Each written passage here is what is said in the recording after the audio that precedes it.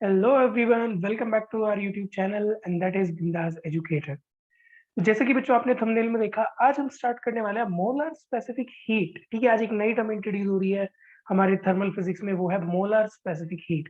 ठीक है, और हमेशा की तरह बच्चे आपको दिमाग लगाना ही नहीं है, कुछ सोचना ही नहीं है, बिल्कुल इजी पढ़ेंगे, अपने बिल्कुल खुल के पढ़ेंगे। अब देखो यहाँ पर जो ये टर्म लिखी है, मैंने इसका नाम लिखा है मोलर स्पेसिफिक हीट।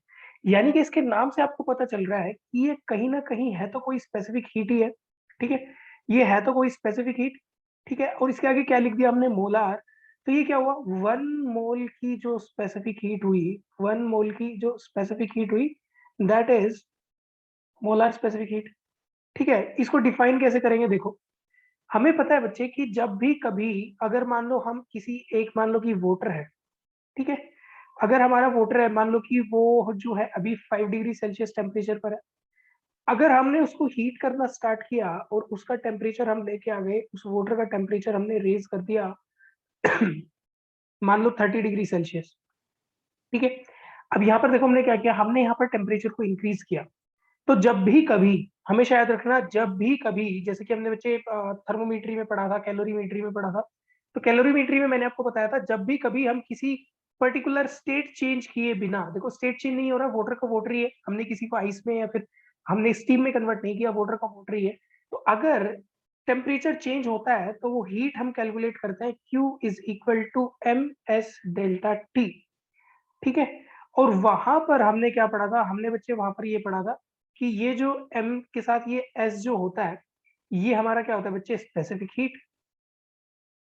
ठीक है, स्पेसिफिक हीट। और हमने इसको वोटर के लिए क्या पढ़ा था, वोटर के लिए हमने स्पेसिफिक हीट पढ़ा था 1 ग्राम, सॉरी 1 कैलोरी, 1 कैलोरी पर ग्राम पर डिग्री सेल्सियस। यानी कि ये भी हमारा स्पेसिफिक हीट है, लेकिन ये किसका है, पर ग्राम, यानी कि 1 ग्राम। अगर इसी स्पेसिफिक हीट को, ध्यान देना, अगर इसी स्पेसिफिक हीट को अगर हम मल्टीप्लाई कर देंगे मोलर मास से, तो ये क्या बन गया हमारा, मोलर स्पेसिफिक हीट। उसको हम रिप्रेजेंट करते हैं बच्चे सी से, और ये क्या हो जाएगा हमारा, मोलर स्पेसिफिक हीट। ठीक है, ये क्या हो जाएगा हमारा, मोलर स्पेसिफिक हीट। तो यहाँ पर हम देखो कितना आसान हो गया, 1 मोल का स्पेसिफिक हीट मतलब मोलर स्पेसिफिक हीट। ठीक है, तो यहाँ पर जो सी है, ये क्या है हमारा, ये है बच्चे हमारा molar specific, molar specific heat. और यहाँ पर ये एस क्या है बच्चे, ऐसा है हमारा खाली स्पेसिफिक हीट हम बोल सकते हैं इसको। ठीक है, स्पेसिफिक हीट। और ये कैपिटल एम क्या है, यहाँ पर हमारा कैपिटल एम है बच्चे हमारा मोलर मास। ठीक है, मोलर मास। अब देखो इसकी यूनिट क्या हो जाएगी, स्पेसिफिक हीट की यूनिट क्या थी बच्चे, स्पेसिफिक हीट की यूनिट जो थी हमारी, वो क्या थी हमारी, स्पेसिफिक हीट की यूनिट थी हमारी या तो कैलोरी पर ग्राम पर डिग्री सेल्सियस, या फिर थोड़ा स्टैंडर्ड एसआई में लिखे तो क्या हो जाएगा, जूल पर ग्राम पर डिग्री सेल्सियस। और मोलर मास की जो हमारी यूनिट होती है वो क्या होती है, ग्राम्स पर मोल। ठीक है, तो इसी तरीके से अगर यहाँ पर देखो दोनों को मल्टीप्लाई कर देंगे, यानी कि जूल पर ग्राम पर डिग्री सेल्सियस इंटू ग्राम पर मोल, तो देखो क्या हो जाएगा, ग्राम से ग्राम कट जाएगा, तो क्या हो जाएगा हमारा, जूल पर डिग्री सेल्सियस पर मोल। ये हमारी यूनिट हो जाएगी। तो यही हमारी यूनिट होती है किसकी, मोलार स्पेसिफिक हीट की, दैट इज जूल पर जूल पर मोल डिग्री सेल्सियस, पर डिग्री सेल्सियस। ठीक है, तो ये हमारी यूनिट्स हो गई। तो देखो कितना आसान हो गया मोलर स्पेसिफिक हीट। अब इसका यूज क्या होगा बच्चे, इसका यूज भी हमारी हीट कैलकुलेशन में ही होगा, लेकिन वहां पर देखो अंतर क्या हो जाएगा, अगर हमने यहाँ पर क्या किया, इसको मोलार स्पेसिफिक हीट लिख दिया, यानी कि सी, और डेल्टा टी हो गया, तो यहाँ पर मास की जगह क्या आ जाएगा, नंबर ऑफ मोल्स, जिसको हम रिप्रेजेंट करते हैं किससे, स्मॉल एन से। तो इस बार मोलर स्पेसिफिक हीट के तरीके से अगर हम यहाँ पर हीट लिखते हैं, तो हमारी हीट क्या बन जाएगी, देखो हीट हमारी बन जाएगी Q is equal to N C delta T. ठीक है, ये हमारा फॉर्मूला बन जाएगा। ठीक है, बड़े आसानी से हमने देखा फॉर्मूला बन गया। अब देखो ये इतना आसान बन गया कि इसको याद करने की जरूरत ही नहीं है।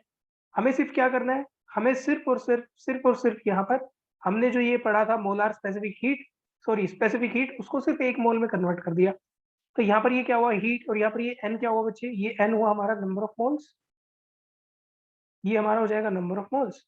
और ये सी क्या होगा, सी हो जाएगा बच्चे हमारा molar specific molar specific heat, ठीक है। और ये डेल्टा टी क्या होगा, change in temperature, okay, this is change in temperature, खत्म। ये था हमारा मोलर स्पेसिफिक हीट। अब ये तो बच्चे हमने इसका आउट मतलब इसका इसके बारे में पढ़ा, हमने इसका क्या किया, हमने इसका उसके बारे में कैसा दिखता है क्या है ये सब पता कर लिया। अब चलते हैं बच्चे कि इसके दूसरों के साथ रिलेशंस कैसे हैं। कुछ ऐसे समझो, मोलार स्पेसिफिक हीट जो है वो एक आदमी है, ठीक है, एक इंसान है। हमने उसके बारे में पढ़ लिया कि ये ऐसा दिखता है, ये इसका फॉर्मूला है, उसकी जो फिजिकल अपीयरेंस थी वो हमने पढ़ लिया पूरा। अब बात करते हैं कि उसके रिलेशंस कैसे हैं, कि उसके आसपास वाली जो फिजिक्स की जो दूसरी टर्म्स है उनके साथ रिलेशन कैसे हैं। ठीक है, तो चलिए आइए पता करते हैं। ठीक है, आगे बढ़ते हैं। चलो, अब बच्चे इसी में मोलार स्पेसिफिक हीट में देखो हम पहले पॉइंट के बारे में डील करने जा रहे हैं, और वो फर्स्ट पॉइंट हमारा होगा molar specific heat at constant volume. Molar specific, वैसे नोट की चिंता आप मत करना, नोट्स इतने जबरदस्त है, एक नंबर। ठीक है, कोटा की आप ये मान सकते हैं, कोटा की टॉप मोस्ट फैकल्टी के नोट्स हैं जो भी मैं यहाँ पर कंक्लूजन दे रहा हूँ। हर 2-3 लेक्चर की थ्योरी के बाद यहाँ पर एक लेक्चर जो क्वेश्चंस का आएगा, ताकि उस थ्योरी से रिलेटेड जो भी हमने कंसेप्ट पढ़े, जो भी हमने जिस भी हमने किसी टर्म्स को पढ़ा, तो उस पे जिस टाइप के जितने भी टाइप के क्वेश्चन बनते हैं सारे करेंगे हम लोग। ठीक है, आपको चिंता करने की जरूरत ही नहीं है। बहुत बहुत सारा क्वेश्चन बैंक है, भर भर के क्वेश्चन बैंक है। कम से कम 20,000 क्वेश्चन होंगे मेरे पास। ठीक है, टोटल रिलेटेड, जिससे बाहर कुछ जाने ही नहीं वाला, चाहे वो आईआईटी हो, चाहे वो नीट हो, चाहे एनटीएससी हो, चाहे वो केवीपीवाई हो। ठीक है, लेकिन इन सारी चीजों को डील करने में, यूट्यूब पे लेक्चर डालने में, बच्चा आपको पता ही है मेहनत लगती है। ठीक है, बहुत सारे एफर्ट लगाने पड़ते हैं वीडियोस डालने में, बनाने में, उनको एडिटिंग करने में। ठीक है, सारी चीजें ऑर्गेनाइज करने में। तो एक रिक्वेस्ट तो आपको करनी है, एक रिक्वेस्ट तो मुझे आपसे करनी पड़ेगी और आपको माननी भी पड़ेगी, कि जो भी वीडियो अगर आप देख रहे हो और आपको लग रहा है कि समझ में आ रहा है और बहुत अच्छा कंटेंट यहाँ पर आपको मिल रहा है, तो आपको लाइक शेयर करना पड़ेगा, और जो भी आपके दोस्त हैं उन सबको रिकमेंड करना पड़ेगा कि भाई ये चैनल है। ठीक है, और चिंता मत करो, ये हम हमेशा फ्री ऑफ कॉस्ट रखने वाले हैं, और नोट्स भी मिलेंगे आपको, प्रॉपर नोट्स भी मिलेंगे। टेलीग्राम चैनल आप ज्वाइन कर सकते हो, या फिर यूट्यूब में अगर आप किसी वीडियो पे कमेंट करते हैं तो वहां से भी आप हमारे पर्सनल टच में आ सकते हैं। ठीक है, तो हम पूरी कोशिश करेंगे कि फ्री में हर किसी तक एजुकेशन पहुंचाई जाए, क्योंकि बच्चे यूट्यूब देखना बिल्कुल फ्री है। ठीक है, यूट्यूब कोई पैसे नहीं लेता आपसे, सिर्फ आपको डाटा का चार्ज देना पड़ता है। फोन आजकल हर किसी के पास होता है एंड्रॉइड, तो आप आराम से पढ़ सकते हो सारी वीडियोस, और ये सीक्वेंस में आप देखोगे तो बहुत अच्छा रहेगा। ठीक है, सॉरी। तो चलिए पढ़ते हैं। ये हमारा पॉइंट था, molar specific heat at constant volume. Molar specific heat at constant volume, ठीक है। ध्यान से समझना बच्चे, समझ में आएगा, ऐसा कुछ नहीं है कि आपको समझ में नहीं आ सकता। ठीक है, क्योंकि फिजिक्स तो यार हिंदी से भी सरल है। सही बताऊं मैं आपको, हिंदी सब्जेक्ट ही फिजिक्स से डिफिकल्ट है, ये तो बिल्कुल हिंदी से भी इजी है। ठीक है, चलिए मोलार स्पेसिफिक हीट देख लेते हैं। Molar specific heat at constant volume, देखो अब क्या बात कर रहा है, यानी कि कोई एक ऐसा प्रोसेस है जिसमें हमारी वॉल्यूम जो है वो कांस्टेंट है, यानी कि चेंज इन वॉल्यूम हम क्या बोल सकते हैं, चेंज इन वॉल्यूम जो है वो हमारा जीरो हो गया। ठीक है, change in volume is zero, और वी कैन से कि वॉल्यूम जो है हमारी वो कांस्टेंट है। अगर वॉल्यूम कांस्टेंट है तो आपको पता है कि हमारा वर्क डन होता है पी डेल्टा वी। तो अगर डेल्टा वी जीरो है यानी कि वॉल्यूम कांस्टेंट है, तो हमारा वर्क क्या हो जाएगा, जीरो। यानी कि बच्चे हमेशा याद रखना, अगर किसी भी प्रोसेस में वॉल्यूम चेंज नहीं हो रहा है, यानी कि वॉल्यूम हमारी कांस्टेंट है, तो हमारा जो वर्क डन होगा, वर्क हमेशा जीरो होगा। Work will be zero in, इसको क्या बोलते हैं बच्चे, आइसोकोरिक प्रोसेस। जब भी वॉल्यूम कांस्टेंट होती है तो उसको बोलते हैं आइसो, आइसो मतलब सेम, कोरिक मतलब वॉल्यूम। ठीक है, तो इसको बोलते हैं आइसोकोरिक प्रोसेस। जब हम थर्मल फिजिक्स स्टार्ट करें, थर्मोडायनेमिक्स स्टार्ट करेंगे, तो आपको ज्यादा अच्छे से पूरी सारी टर्म्स समझ में आएगी कि आइसोकोरिक वगैरह ये टर्म्स होती क्या है। ठीक है, अभी के लिए बस आप इतना याद रखो। तो एक देखो, हमारे पास एक फ्लोट होता है, फर्स्ट लॉ ऑफ थर्मोडायनेमिक्स, जो हम आगे पढ़ेंगे। तो फ्लोट के according first law of thermodynamics, ठीक है बच्चे, अभी इतना ध्यान मत देना इस पे, क्योंकि थर्मोडायनेमिक्स में अच्छे से आएगा। फ्लोट हमारा क्या कहता है कि heat given Q is equal to, तो ये जो हम किसी भी प्रोसेस को अगर हीट करते हैं, किसी भी गैस को, मान लो क्लोज कंटेनर है या फिर ओपन कंटेनर है, अगर हम किसी गैस को हीट करते हैं तो हीट दो चीजों में जाती है। कुछ हीट तो जाएगी उस गैस की इंटरनल एनर्जी चेंज करने में, यानी कि डेल्टा यू, प्लस कुछ हीट जाएगी बच्चे वर्क करने में, यानी कि डेल्टा डब्ल्यू। ठीक है, तो यही होता है हमारा work, sorry float, first law of thermodynamics, कि अगर हम कोई भी हीट अगर देते हैं तो उस हीट का कुछ पोर्शन जाएगा किसमें, कुछ पोर्शन जाएगा बच्चे इंटरनल एनर्जी में, कुछ पोर्शन जाएगा वर्क डन में। अब हमने क्या पढ़ा अभी अभी, आइसोकोरिक प्रोसेस के लिए डेल्टा डब्ल्यू 0, तो यहाँ पर हम लिख रहे हैं for isochoric delta W is 0, ठीक है, यानी वर्क डन 0 है। तो Q किसके इक्वल हो जाएगा, Q इक्वल हो जाएगा हमारा डेल्टा यू के, यानी कि हीट गिवन, सारी की सारी हीट किसमें जाएगी बच्चे, इंटरनल एनर्जी में, क्योंकि कोई वर्क हो ही नहीं रहा है। अगर वॉल्यूम एक्सपैंड नहीं कर रही है, कॉन्ट्रैक्ट नहीं कर रही है, वॉल्यूम में चेंज है ही नहीं, तो वर्क डन तो हो नहीं रहा। यानी कि सारी की सारी हीट जो आप दे रहे हो वो गैस की इंटरनल एनर्जी को इंक्रीज कर रही है, ठीक है। अब ठीक है, समझ पा रहे हैं। अब देखिए यहाँ पर थोड़ा मामला आप देखिए जहरीला होने वाला है, ठीक है, बहुत जहरीला मामला होने वाला है। ध्यान से बैठिएगा, सीट बेल्ट बांध लो, बहुत अच्छा खतरनाक कंसेप्ट आने वाला है। अब आपको पता है कि इंटरनल एनर्जी जो होती है, इंटरनल एनर्जी को हम लिखते हैं F/2 N R delta T, N R delta T, ठीक है। और Q को हम क्या लिखते हैं, मोलार स्पेसिफिक हीट को, अभी अभी हमने पढ़ा था एन सी डेल्टा टी। अब हम किस पर पढ़ रहे हैं, इस पर कोई कॉन्स्टेंट वॉल्यूम पर पढ़ रहे हैं, तो सी को बच्चे हम सी के नीचे क्या लगा देते हैं, यहाँ पर सबस्क्रिप्ट में सी के नीचे लगा देते हैं वी, यानी कि ये बन गया हमारा सी वी।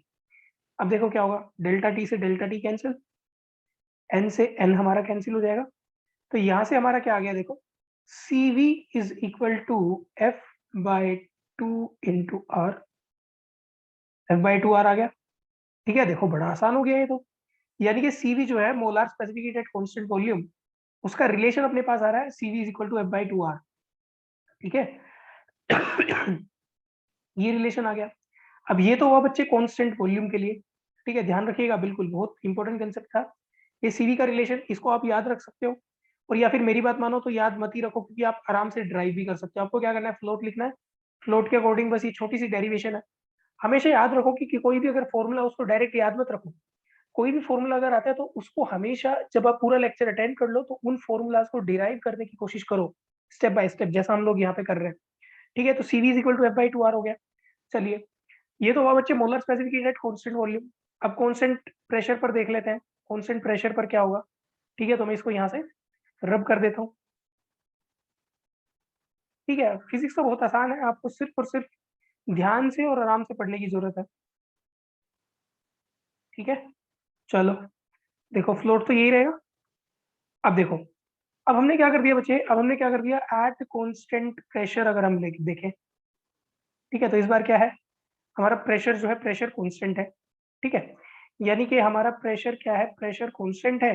और अगर प्रेशर कांस्टेंट भी है तो वर्क तो जीरो नहीं होने वाला, क्योंकि वर्क तो तभी जीरो होगा जब हमारी वॉल्यूम चेंज जीरो होगा, ठीक है।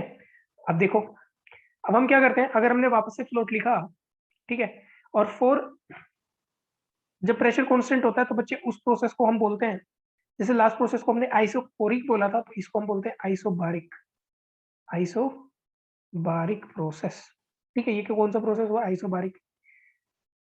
चलिए, अब यहाँ पर वापस से वही चीज देख लेते हैं बच्चे, सेम। तो Q देखो क्या होगा, Q होगा क्या, NCV NCP, क्योंकि कांस्टेंट प्रेशर है तो इस बार CP लिखते हैं, molar specific heat at constant pressure, NCP delta T, that will be equal to delta two, delta U क्या होता है बच्चे, अब वापस से वही N into F/R delta T plus, अब कांस्टेंट प्रेशर पे वर्क डन क्या होगा, वर्क डन हमारा होगा P डेल्टा V, ठीक है। अब देखो, आपको पता है कि हमारी आइडियल गैस इक्वेशन होती है PV is equal to NRT, तो यहाँ से अगर हम देखें P delta V is equal to NR delta T, ये हम बोल सकते हैं, ठीक है। ये हमारी क्या होती है बच्चे, आइडियल गैस इक्वेशन होती है।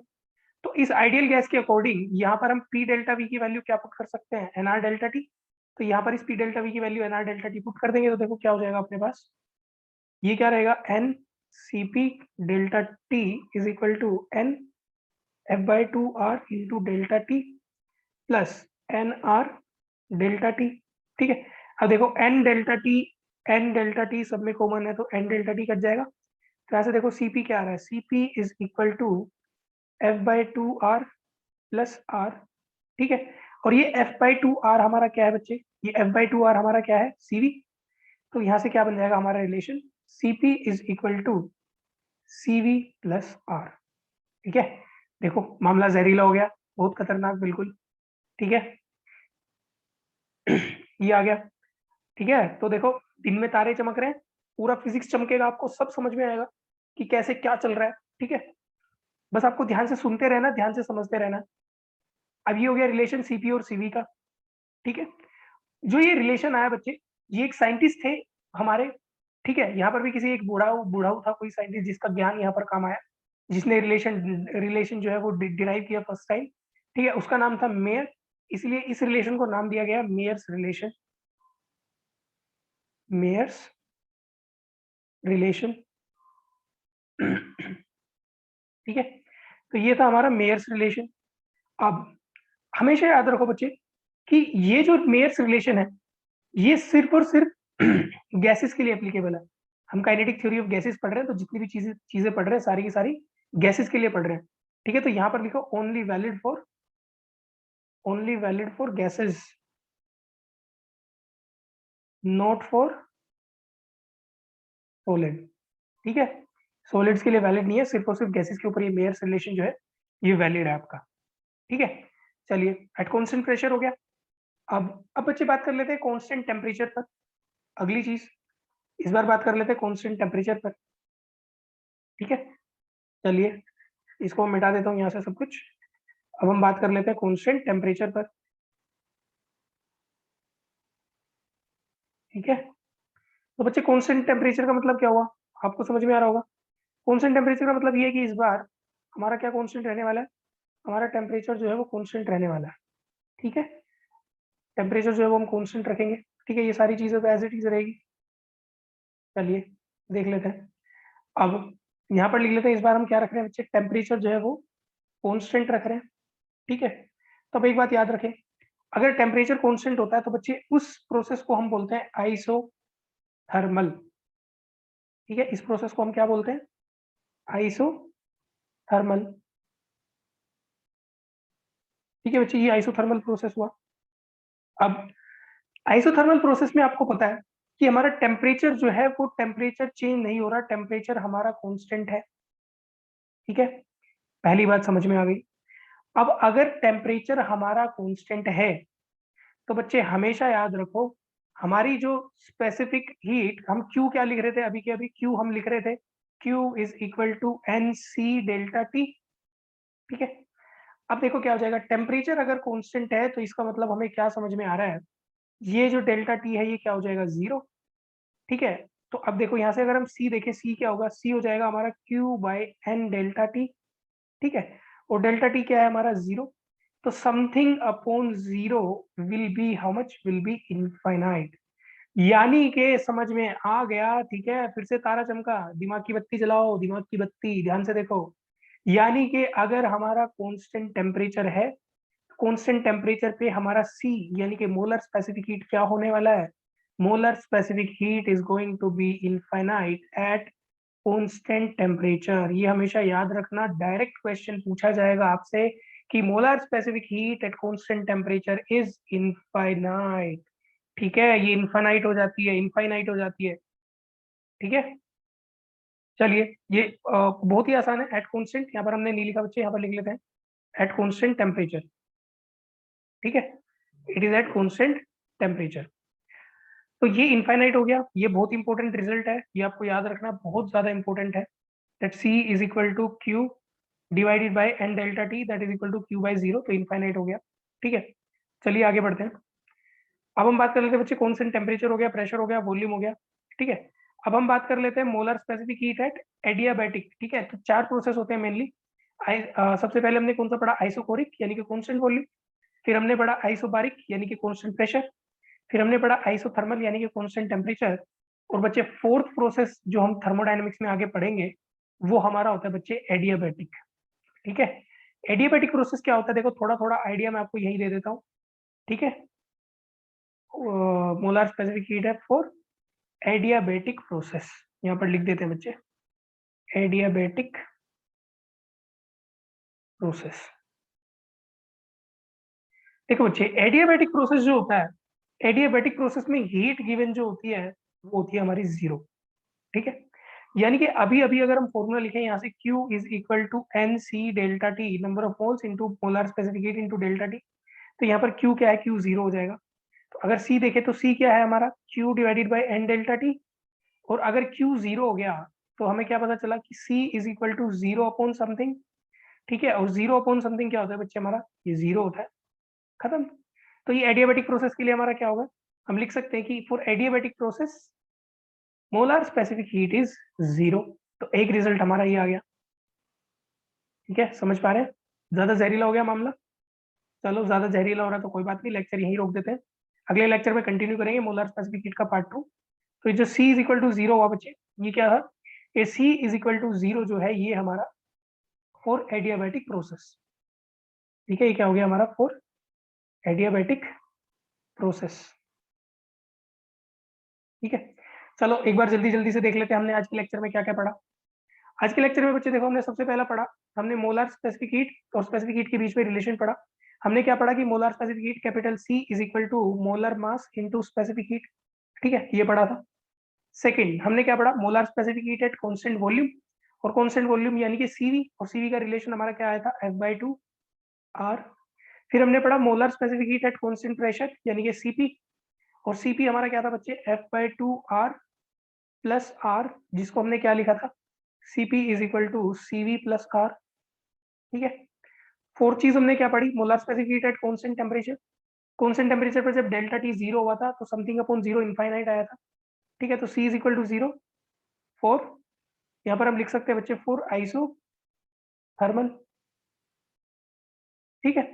और फिफ्थ पॉइंट हमने क्या पढ़ा कि C इज इक्वल टू, बच्चे आइसोथर्मल के लिए इनफाइनाइट आया था, 0 नहीं इनफाइनाइट आया था, ठीक है।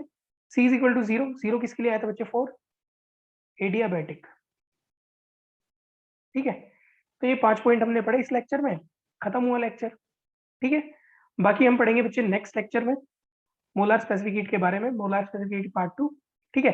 तब तक के लिए बाय बाय, टेक केयर, ध्यान रखें अपना।